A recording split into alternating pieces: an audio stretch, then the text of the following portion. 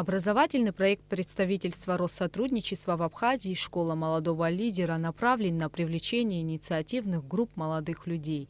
Он дает возможность всем желающим в возрасте от 15 до 35 лет получить дополнительное образование, а также способствует расширению связей между молодежью Абхазии и России, развитию молодежного сотрудничества. Каждый из участников школы молодого лидера представляет собой стартап, как сам по себе с точки зрения своей карьеры, так и с точки зрения возможности создания чего-то.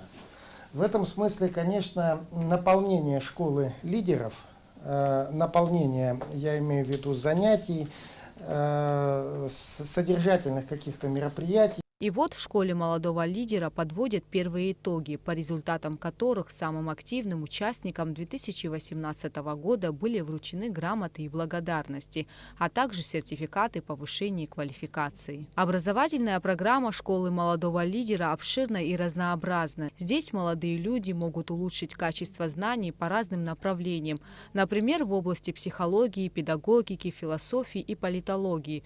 В школе также ведутся лекции на темы формирования гражданской личности, формирование социально активного поведения молодежи. Специалисты рассказывают участникам и об основах речевого воздействия на собеседника, о формировании имиджа лидера и о многом другом.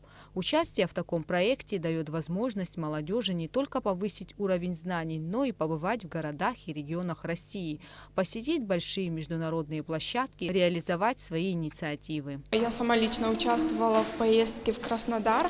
Это поездка была также направлена на повышение квалификации. Поездка длилась около недели. Было очень интересно, потому что получаешь, во-первых, очень много эмоций и знакомств, а во-вторых, это те знания, которые тебе понадобятся в будущем.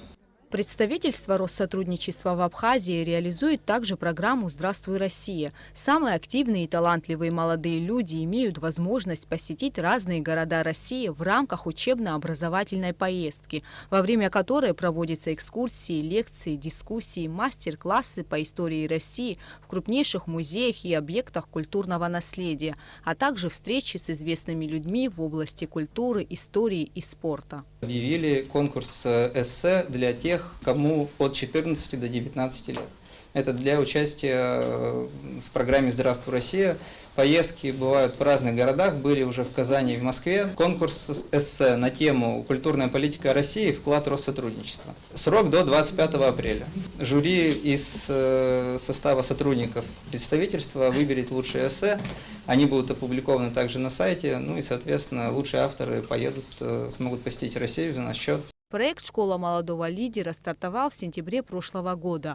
Организаторы надеются на его дальнейшее развитие и плодотворные результаты. Гугут Савардани, Степан Мартиросян, Абхазское телевидение.